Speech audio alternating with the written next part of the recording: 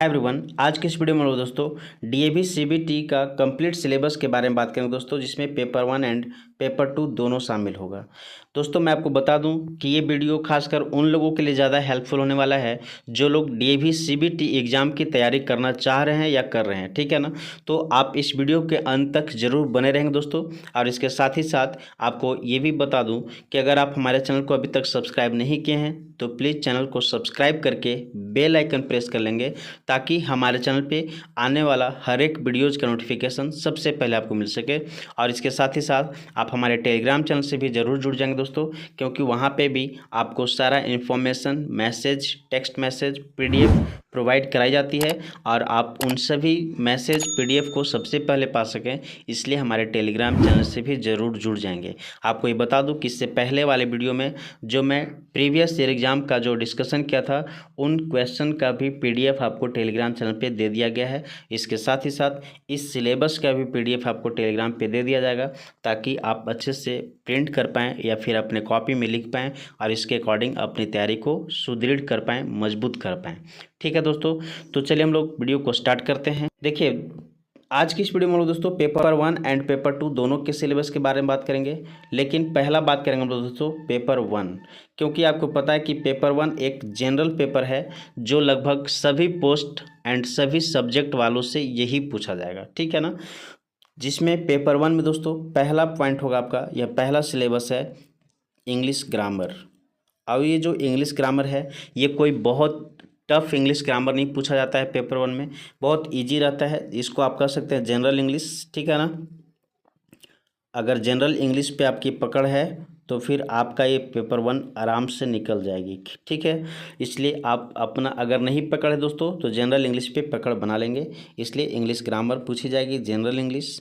Reasoning आपसे पूछा जाएगा, ये भी जनरल ही रहेगा, बहुत ज़्यादा टफ या एडवांस लेवल का रीजनिंग नहीं पूछा जाएगा आपसे, ठीक है। साथ साथ करंट अफेयर्स बहुत अच्छे से आपको याद रहना होगा, पढ़ना होगा। इस करंट अफेयर्स का कोई सिलेबस नहीं होता है दोस्तों, डेली आपको पता है कि डेली बहुत सारे करंट अफेयर्स तैयार होते रहते हैं। इसलिए जितना ज़्यादा आप अपडेट रखेंगे अपने आप को, उतना ज़्यादा आपको हेल्प होगा। इसके साथ ही साथ इम्पॉर्टेंट डेज से रिलेटेड भी क्वेश्चन पूछे जाएंगे दोस्तों।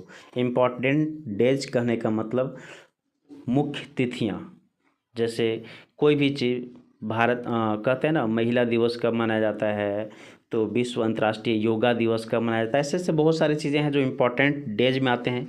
इन सब से भी क्वेश्चन पूछे जाते हैं, आपका ये सिलेबस में है, ठीक है। तो आप इन पॉइंट्स को अच्छे से तैयार कर लेंगे पेपर 1 के लिए। ये पेपर 1 का सिलेबस है दोस्तों मैं आपको बता दूं कि अगर आप सिलेबस डीएवी के किसी भी वेबसाइट पर जाकर ऑफिशियली सिलेबस का सर्च करेंगे तो कोई भी सिलेबस ऑफिशियली नहीं दिया जाता है डीएवी के द्वारा। लेकिन अब आपका ये क्वेश्चन हो सकता है कि तो सर आपने ये सिलेबस कहाँ से बनाया। दोस्तों मैं आपको बता दूं कि ये सिलेबस मैं प्रीवियस ईयर एग्ज़ाम के आधार पर तैयार किया हूँ, और 2-3 एग्ज़ाम को देखते हुए ये पता चल पाया क्लियरली कि इसी तरह से इन्हीं टॉपिक से इसी विषय से क्वेश्चन पूछे जा रहे हैं। इसलिए ये सिलेबस अपने से बनाया हुआ है, और आशा करता हूँ आप सभी को ये सिलेबस बहुत ज़्यादा हेल्प करने वाला है। आप इसके आधार पर अपनी तैयारी को ज़रूर करेंगे, और साथ ही साथ इससे एक्स्ट्रा भी आप ज़रूर पढ़ लेंगे दोस्तों, ठीक है ना। तो ये थी पेपर 1 की। इसके साथ दोस्तों देखिए हम लोग चलते हैं अब पेपर 1 में ही पहला इंग्लिश ग्रामर की बात करें।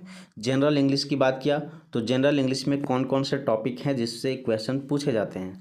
तो दोस्तों मैं आपको बता दूं कि जनरल इंग्लिश में सिनोनिम्स पूछे जाते हैं, पर्यायवाची शब्द, है ना। एक शब्द के बदले में और क्या क्या हो सकता है उसका, ठीक है। इसके साथ साथ एंटोनिम्स, यानी जिसको बोलते हैं उल्टा शब्द या विलोम शब्द, ठीक है। Modal verbs can, could, may, might, shall, should, will, would, है ना। ऐसा आप पढ़े होंगे, नहीं पढ़े होंगे तो इनको भी अच्छे से ज़रूर पढ़ लेंगे। करेक्ट स्पेलिंग, ये क्वेश्चन बहुत ज़्यादा पूछा जाता है दोस्तों। स्पेलिंग टेस्ट इसको आप कह सकते हैं ना। स्पेलिंग टेस्ट ना बहुत ज़्यादा पूछा जाता है, इससे लगभग 4-5 या 10 तक क्वेश्चन आप हो सकते हैं। 5 से 10 क्वेश्चन आपका स्पेलिंग टेस्ट से आता ही है, इसलिए आप स्पेलिंग टेस्ट को ज़रूर स्ट्रॉन्ग करेंगे। और स्पेलिंग टेस्ट अगर आप मजबूत करना चाहते हैं दोस्तों, यानी करेक्ट स्पेलिंग, तो इसके लिए आप कोई रटने वाली बात नहीं है। इसके लिए ज़्यादा से ज़्यादा आपको बुक पढ़ने की ज़रूरत है, न्यूज़पेपर पढ़ने की ज़रूरत है। जितनी ज़्यादा आप न्यूज़पेपर, बुक पढ़ेंगे उतना ज़्यादा आपका स्पेलिंग टेस्ट सही होगा, क्योंकि आप जितना ज़्यादा शुद्ध पढ़ेंगे ना, शुद्ध पढ़ेंगे तो आपका फोनेटिक्स सुधरेगा, फोनेटिक्स सुधरेगा तो आप अपने आप से भी करेक्ट स्पेलिंग कर पाएंगे। ठीक है, इसके साथ दोस्तों अगला पॉइंट होगा हमारा आर्टिकल्स भी पूछे जाते हैं, आर्टिकल को भी अच्छे से आप पढ़ लेंगे। सेंटेंस एरर, आपको पता होगा कि सेंटेंस एरर से भी क्वेश्चन पूछे जाते हैं, इसलिए आप सेंटेंस एरर पे भी ज़रूर काम कर लेंगे। अगर आपको कोई भी डाउट हो कि इस प्रकार के क्वेश्चन नहीं पूछे जाते हैं तो इससे पहले मैं 2 वीडियो अपलोड किया हूँ दोस्तों, जिसमें डीएवी सीबीटी का ही प्रीवियस एग्ज़ाम जो मार्च 2024 में हुआ था, ठीक है ना, प्रीवियस ईयर नहीं, इसी वर्ष जो मार्च 2024 में एग्ज़ाम हुआ था उसमें पूछे गए प्रश्न आपको दिए गए हैं, सारा प्रोवाइड कर दिया हूँ, यूट्यूब पे ही है, आप वहाँ से जाकर उन वीडियोज़ को ज़रूर देखें ताकि आपको ये आइडिया मिल पाए कि क्या सच में इन पॉइंट्स से क्वेश्चन पूछे जाते हैं इन टॉपिक से। ठीक है, इसके साथ साथ सेंटेंस एरर आएगा और 1 वर्ड सब्स्टिट्यूशन, यानी कि अनेक शब्द के बदले एक शब्द पूछा जाता है दोस्तों। ठीक है, तो ये थी हमारा इंग्लिश ग्रामर का सिलेबस, जिसमें इतने लगभग 5-6 पॉइंट्स हैं।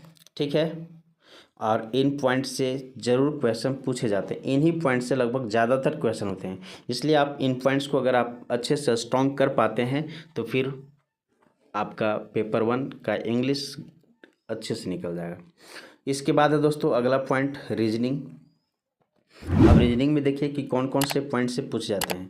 तो दोस्तों रीजनिंग में पूछा जाता है एनालॉजी से, कोडिंग, डिकोडिंग, अल्फ़ाबेटिकल या नंबर सीरीज जिसको बोल सकते हैं आप, ठीक है ना, क्लासिफिकेशन, ब्लड रिलेशंस, ठीक है, इसके साथ साथ दोस्तों डायरेक्शंस एंड डिस्टेंस। ठीक है, तो इन सभी पॉइंट्स से रीजनिंग में भी क्वेश्चन पूछ जाते हैं, इसलिए रीजनिंग को भी बहुत अच्छे से आपको पढ़ लेना चाहिए। ठीक है, ताकि आपका तैयारी बहुत स्ट्रांग हो पाए और आप अपने एग्ज़ाम को बहुत आसानी से आप क्लियर कर पाएँ।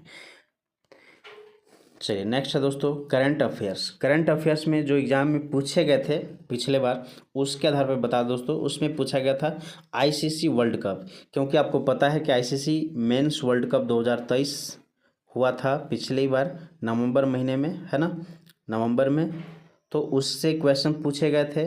और इसके साथ साथ फीफा वर्ल्ड कप से भी पूछा गया था, आईएमएफ से भी पूछा गया था, अवार्ड्स किसको कौन सा अवार्ड दिया गया ना, तो ये सब पूछे जाते हैं। इसके साथ कुछ गेम से भी रिलेटेड क्वेश्चन पूछे जाते हैं दोस्तों। ये थे करंट अफेयर से जो पूछे गए थे पिछले बार, और इस बार भी आने की उम्मीद ज़्यादा है, क्योंकि इसी बार 2024 में आपको पता है कि हमारा इंडिया T20 वर्ल्ड कप जीता है, तो इससे भी क्वेश्चन आपको पूछे जाएंगे। तो आप इस तरह से करंट अफेयर्स को अपना थोड़ा ज़्यादा अच्छा स्ट्रॉन्ग कर लेंगे, ज़्यादा हेल्प होगा आपको। इम्पॉर्टेंट डेज था दोस्तों, जिसमें पूछा गया था प्रवासी भारतीय दिवस पूछा गया है, मिल्क डे पूछा गया है, वीमेन डे पूछा गया है, यूथ डे पूछा गया है। ये सभी पूछे गए पॉइंट्स हैं जिससे पूछे गए हैं प्रश्न इम्पॉर्टेंट डेज में। ठीक है, तो देखिए इम्पॉर्टेंट डेज एक पॉइंट से ये 4 क्वेश्चन पूछे गए हैं पिछले बार मार्च 2024 के एग्जाम में।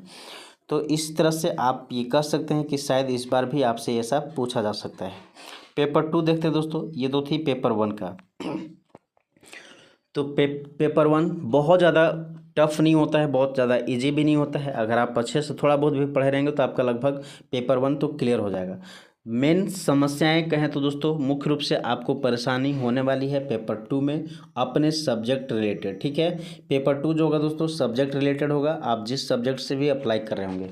अगर आप पीआरटी पोस्ट के लिए अप्लाई कर रहे हैं तो पीआरटी पोस्ट के लिए दोस्तों आपको पढ़ने की ज़रूरत है एनसीईआरटी बुक, एनसीईआरटी बुक को पढ़िए आप, जितना ज़्यादा से ज़्यादा हो सके उसकी तैयारी करें। वो भी किस क्लास तक, क्लास 3rd to 8 यानी तीसरा क्लास से लेकर 8वीं क्लास तक का एनसीईआरटी बुक को ज़्यादा से ज़्यादा पढ़ें। और अगर आपका हो सके तो डीएवी में जो डीएवी स्कूल में अभी जो बुक चल रहे हैं उन बुक को भी पढ़ने की कोशिश करें, ताकि आपका पीआरटी के लिए तैयारी स्ट्रांग हो जाएगा। इसके साथ ही साथ दोस्तों अगर आप चाहते हैं टीजीटी के लिए अगर अप्लाई किए हैं तो उसके लिए आपको पढ़ना होगा, आपको अपने subject oriented class 3rd to 12th यानी कि टीजीटी के लिए तीसरा क्लास से लेकर 12वीं क्लास तक का एनसीईआरटी बुक पढ़ने की ज़रूरत है। उसमें आपको पकड़ बनाने की ज़रूरत है। ठीक है, ये आपका सिलेबस में ज़रूर रहेगा। ठीक है, 3rd to 12th, तीसरी क्लास से दोस्तों 12वीं क्लास तक का। ठीक है, लेकिन ये है दोस्तों कि हर क्वेश्चन 12वीं तक का नहीं रहेगा। कुछ बहुत सारे क्वेश्चन ऐसे हैं जो आपको सिर्फ तीसरा से 10वीं तक का ही रहेगा, 10th तक। ठीक, लेकिन एक दो क्वेश्चन या 4 क्वेश्चन आपका हो सकता है कि 11 12 से भी रहें। इसलिए अगर आपके पास टाइम है और अगर आप कर पा रहे हैं तो 3 to 12 यानी 3rd to 12 तक का तैयारी करके रखेंगे। नेक्स्ट है PGT up to master level. PGT post के लिए अगर आप अप्लाई करते हैं दोस्तों तो ये मास्टर लेवल यानी कि एमए, जिसको आप पीजी भी कहते हैं ना, पीजी तक का आपसे क्वेश्चन पूछा जाएगा। ये बहुत ज़्यादा टफ एग्ज़ाम होता है दोस्तों। अपना सब्जेक्ट ओरिएंटेड जो एग्ज़ाम होता है ये थोड़ा ज़्यादा ही टफ होता है। इसकी तैयारी आप जितना ज़्यादा स्ट्रॉन्ग करेंगे उतना ही ज़्यादा अच्छा होगा। आप सोचेंगे कि ऐसे ही जैसे तैसे करके एग्ज़ाम निकल जाएगी, तो ये संभव नहीं है, इट्स नॉट पॉसिबल। ओके, तो इसलिए आप अपनी तैयारी को ज़्यादा स्ट्रॉन्ग करें। और ये मास्टर लेवल तक का होगा दोस्तों। इसके लिए आपको पढ़ना है 6 to पीजी। ठीक है, ये लगभग 6ठी क्लास से लेकर के आपको एमए तक का सारा सिलेबस कंप्लीट होना चाहिए, तब जा कर के आप, वो भी खासकर अपने सब्जेक्ट्स पे, अदर सब्जेक्ट नहीं। अगर आप भरे हैं दोस्तों मैथ से, तो मैथ में ही आपका पकड़ होना चाहिए 6 to पीजी तक। ठीक है, अगर आपने भर दिया साइंस से, तो साइंस में भी होता है फिजिक्स अलग, केमिस्ट्री अलग, बायोलॉजी अलग, है ना। तो वैसे अगर आप फिजिक्स से भरे तो फिजिक्स पे आपका पकड़ होना चाहिए, इंग्लिश से भरे तो आपका इंग्लिश में पकड़ होना चाहिए। ऐसे करके आपको अपने सब्जेक्ट में मास्टर लेवल तक पकड़ होना चाहिए दोस्तों। और इसके साथ साथ करंट अफेयर्स भी क्वेश्चन पूछे जाते हैं। जो करंट अफेयर्स अभी आपको ऊपर मैंने बताया, इसी प्रकार से करंट अफेयर्स होंगे। हालांकि ये इसमें थोड़ा पेपर 2 में करंट अफेयर्स जो आएगा ये भी थोड़ा हार्ड लेवल का रहेगा, इसलिए आप इस पर ज़रूर पकड़ बनाएंगे, इसकी तैयारी अच्छे से अच्छे करेंगे दोस्तों। ठीक है, चलिए नेक्स्ट देखते हैं हम लोग एनटीटी। अभी तक हम लोग देखे पीजीटी, टीजीटी एंड पीआरटी के लिए। अब मैं आपको बता दूं दोस्तों एनटीटी पोस्ट के लिए क्या है सिलेबस।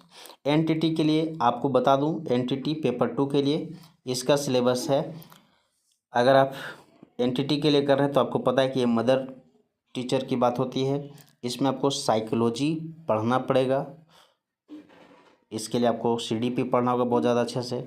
टीचिंग एप्टीट्यूड पढ़ना होगा, general maths, general English, current affairs, reasonings, ये सारा आपकी अच्छी तैयारी होना चाहिए इन पे सारा पॉइंट्स पे, तब जाकर आप एनटीटी के एग्ज़ाम निकाल पाएंगे। साथ ही साथ दोस्तों एनईपी यानी नेशनल एजुकेशन पॉलिसी पे भी आपको पकड़ बनाना होगा, इनकी भी जानकारी रखनी होगी। तो ये कहें तो आप मतलब एनटीटी का भी एग्ज़ाम आपके लिए आसान नहीं होने वाला है अगर आप नहीं पढ़ते हैं तब। और अगर आप अच्छे से पढ़ते हैं दोस्तों, अपनी तैयारी अच्छा से कर रहे हैं, तो फिर आपका बहुत बेहतर जाने वाला एग्ज़ाम टेस्ट, कोई प्रॉब्लम नहीं होगा, आपके लिए सब कुछ ईजी हो जाएगा। ठीक है, तो ये थी दोस्तों हमारा सिलेबस सभी पोस्ट के लिए एंड पेपर 1 एंड पेपर 2 दोनों के लिए। आशा करता हूं दोस्तों कि आप सभी को ये वीडियो बिल्कुल पसंद आया होगा। अगर ये पसंद आया तो प्लीज़ इसे लाइक करें, अधिक से अधिक लोगों तक शेयर करें दोस्तों। साथ ही साथ हमारे टेलीग्राम चैनल को ज़रूर ज्वाइन करें और हमारे यूट्यूब चैनल को सब्सक्राइब करके बेल आइकन प्रेस करेंगे दोस्तों। ठीक है ना।